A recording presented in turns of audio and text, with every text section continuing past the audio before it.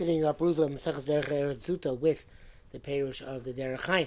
We were talking last time about the four Prutos, She'ein B'hem Sion Bracha. And what is She'ein B'hem Sion Bracha? Lamed Zayin. She'ein Moshin Livneihem Ulivnei Vneihem. There'll be nothing left for them to bequeath. So the Derech says, interesting point. They won't bequeath to their children and grandchildren. If their children and grandchildren are deserving of a bracha in and of themselves. Even if the Prutos of their forefathers there's a bracha, bracha mitzidam. They deserve a bracha on their own. And if they're not deserving of a bracha on their own, so they'll lose whatever they inherit. So it says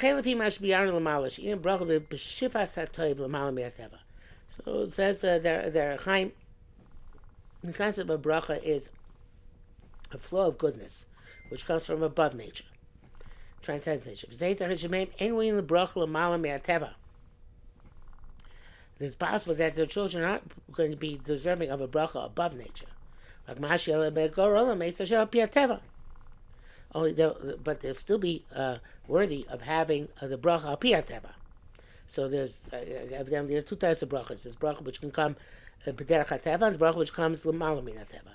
So bracha l'mala min hateva, you have to have a special source for that, and that either they're worthy of them on their own or they're not worthy on their own. But there's a bracha which comes to derech hateva. When somebody has a rich ancestor and they inherit that rich ancestor, they have a bracha b'derech hateva. And that they can get even though they're not particularly worthy. That's just the goyrel. There's destiny. It's the inheritance is based on natural course of affairs. It's a bracha mitzvah bas and prutos. So if there was a bracha, the bracha here means it wasn't really the klala. No, it's just not an ill-gotten gain. It was a well-gotten gain.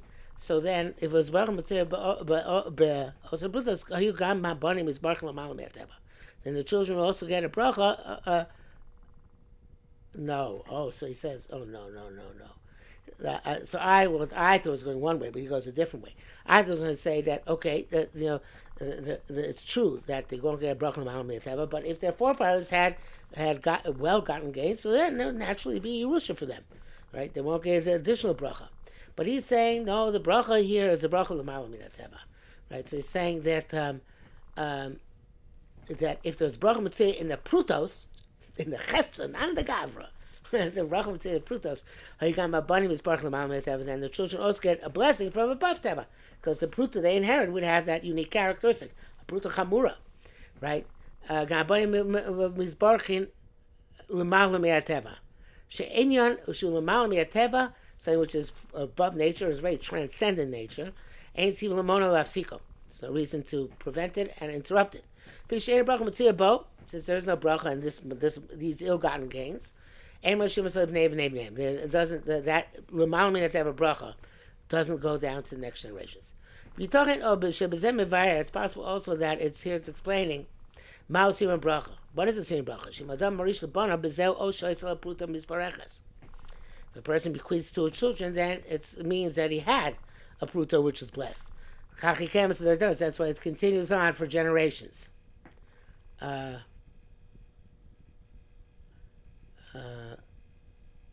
I'm going to do this one, even though it has a lot here in the Berachos Chaim. It says from Mishlei, Nachla mevuhelas barishona, a bequest which is hurried at the beginning, its end will not be blessed. That the original nachla was in haste, meaning not appropriate. That's the indication that she'ein a pruta shel bracha, that is, and therefore it's not a pruta shel bracha. See that the end is not blessed. They don't bequeath it to their children after them. There, Mishlei also says, Nefesh bracha tidashein, umarve gam hu yoreh. The soul which is expanded by bracha, will also be able to satisfy others. To do shan of shalom alam yateva. Somebody who has a blessed soul, his nefesh will be expanded above nature. But similar bracha, and the way to know there's a bracha, kasher marvel banav achrav shemisha berachos, he bestows that bracha on his progeny. And then he speaks about he gives out a few more, but let's just do one more here. Naris he comes to Kanti Lois, he's talking as of his Vakish Lochem.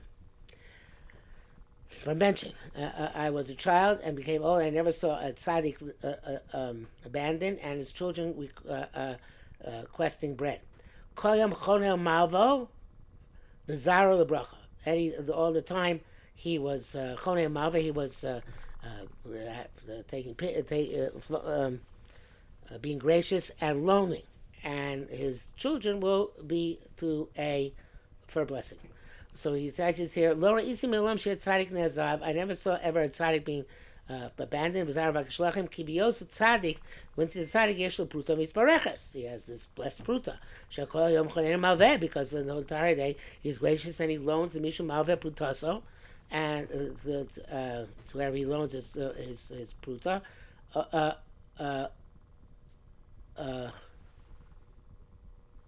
Something also lisbarech. Chonen also lisbarech. I guess he gets a bracha as a result. Moshe Abiyov. Pruta gazos v'shit simona shezaro lebracha shemishol banav. Okay, so the blessing is reflected in his children. Difficulty with all these interpretations, because we know that on the other hand, Chazal tells that Anius is a galgal choyz ba'olam. So at some point, it's not permanent. So I guess maybe to the third generation, it could be it would last. Beyond that, there are no guarantees. Marrages. Yesh no say ish l'shem b'znus v'yesh no say ish l'shem mammon. Some people marry for the purpose of licentious. Some people marry for the purpose of enrichment. Yesh no say ish l'shem gdula. Some people marry for the purpose of their own aggrandizement. Yesh no say ish l'shem shamayim. Those who marry l'shem shamayim.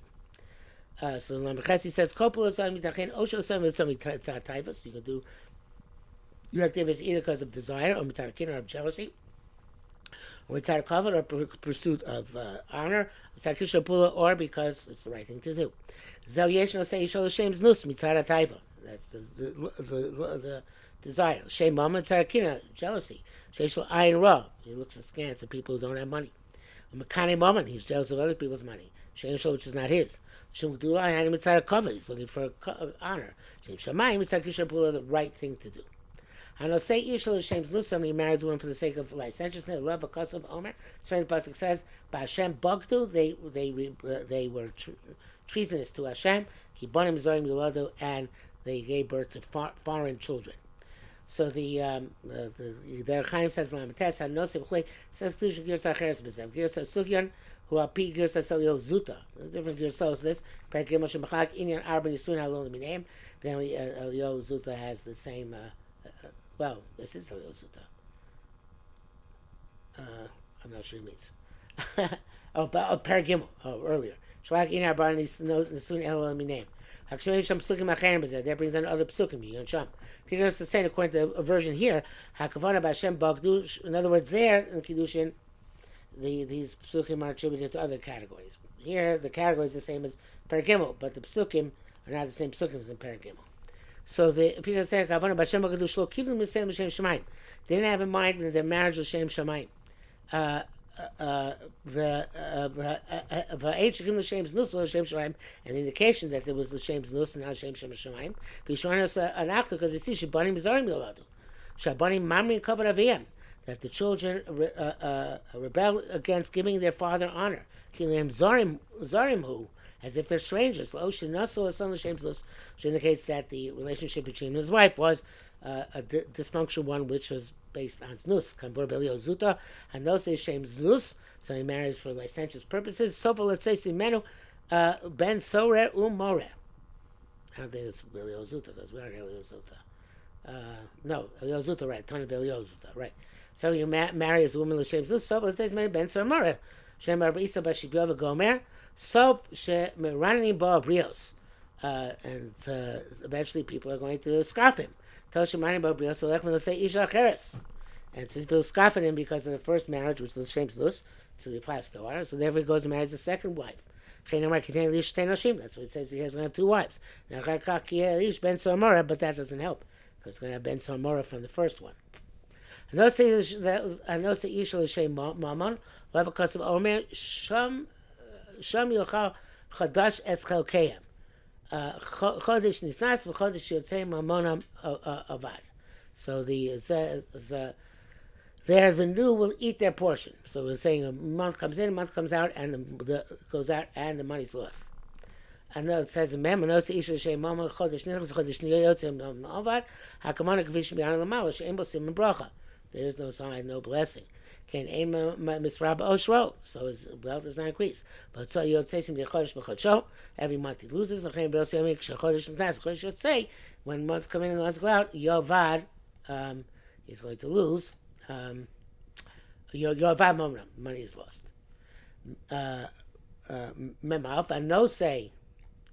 Aisha Shen Dulasov Shemino Samik Dulaso. Now this around Prutos just says that they loses his greatness.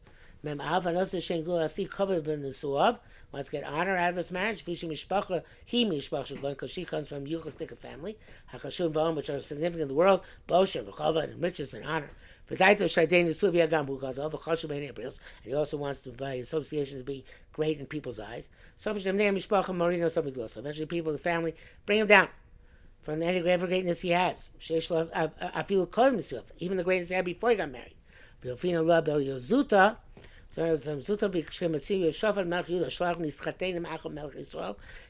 a mechutan of Achrav, the king of Israel. So from that family, his own children were destroyed. Atayu came from the house of Achav, killed all his children except for Yosam. Vanose Isha Yosh. Nose Isha L'Shem Shemaim. Sof Sheyotzim Mena Banim Shemoshim Es Yisrael. So it's my Shem Shemaim. Eventually have children which will be saviors of the Jewish people. It says Derech Eretz Zuta, also Zuta. Say Ulman Me Amram, from Amram. He married an older woman, but L'Shem Shamayim. We got to men of Moshe, Aaron, and Miriam. Moshe, Aaron, and Miriam were born of him. Shemoshian Es Yisrael, who saved the Jewish people. But Marbim Torah or mitzvahs Yisrael, and they enhanced Torah and mitzvahs in Am Yisrael.